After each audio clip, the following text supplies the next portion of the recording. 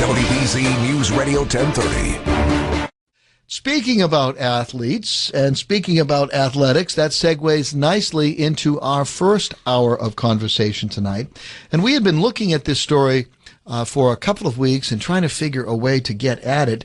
I'm sure all of you have heard the story about the Northwestern college football players who would like to unionize and become, in effect, employees of Northwestern University, setting interesting precedent and raising probably more questions than it answers. And as a result, we invited an attorney, a labor law attorney, Joe Ambash, to join us in studio. Joe tells me he was a guest of the great David Brudnoy in the past, and we're delighted that he is here tonight through the good offices of our friend Ray Howell. And Joe Ambash, welcome. Welcome to Nightside. Thank you very much. Glad to be here, Dan. I can't understand why we've done this show for 6.5 years. You're probably the only lawyer in Boston that we haven't been able to drag in here yet. Well, you finally got me. We sure do. We sure do. Now, you're a labor lawyer out of Yale and Harvard Law School. Yale undergraduate, Harvard Law School. Correct. Obviously, you couldn't get into any good schools. Only kidding. Congratulations. That is a great CV. And you represent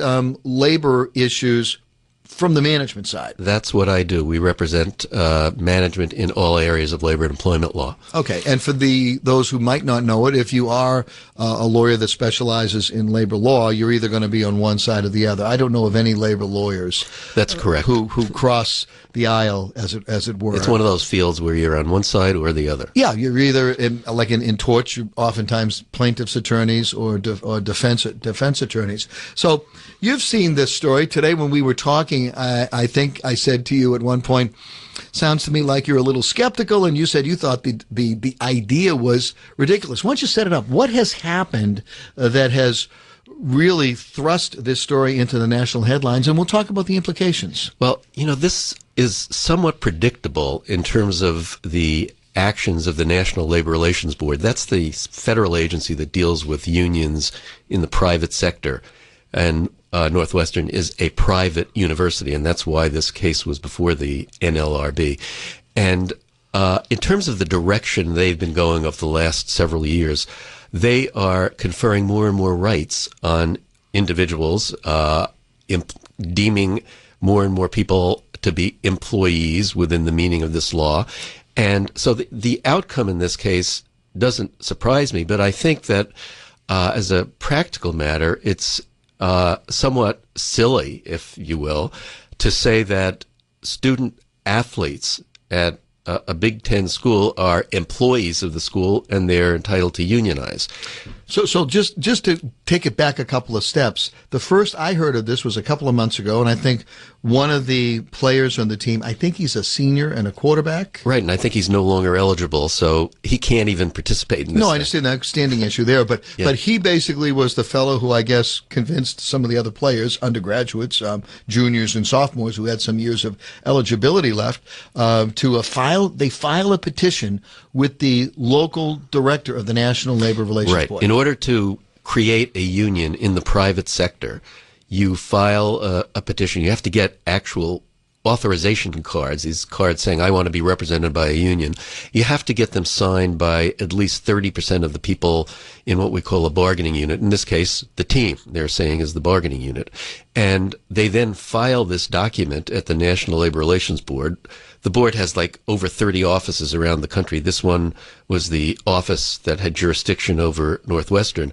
They file the petition, and the role of the National Labor Relations Board, the regional director, is to decide whether they are entitled to have an election, and then if he determines that there should be an election, they eventually schedule a vote whether or not they want to have a union. So, but at this point, he has simply authorized them to have an election, correct? That's correct. After a big hearing, which I think must have lasted quite a number of days, in which the question of whether these students are employees was front and center. We want to get to that issue, and I know that's an issue that you dealt with in a case, a leading case on this issue. But let me come back to, just so people can understand it here.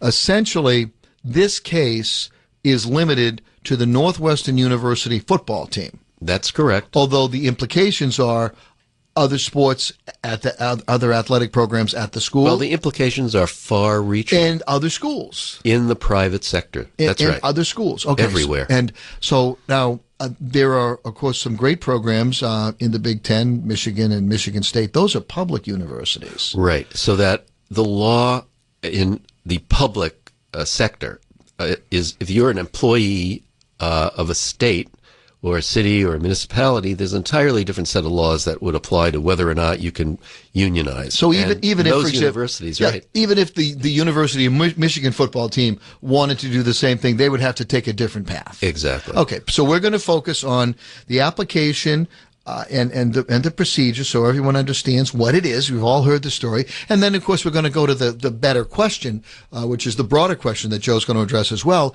And is this a good idea? We just wanted to sort of get through the procedure initially, and as always, we invite you to join us 617-254-1030, 888-WBZ 1030. I'm trying to learn about it. I hope you are as well. And I hope if you have any questions, you can join the conversation. Back on Nightside with Joe Ambash, Attorney Joe Ambash, labor law attorney, explaining the decision of one regional director of the National Labor Relations Board to basically authorize the opportunity for a vote for Northwestern University football players to unionize. And we'll finish the story, follow up on it right after this.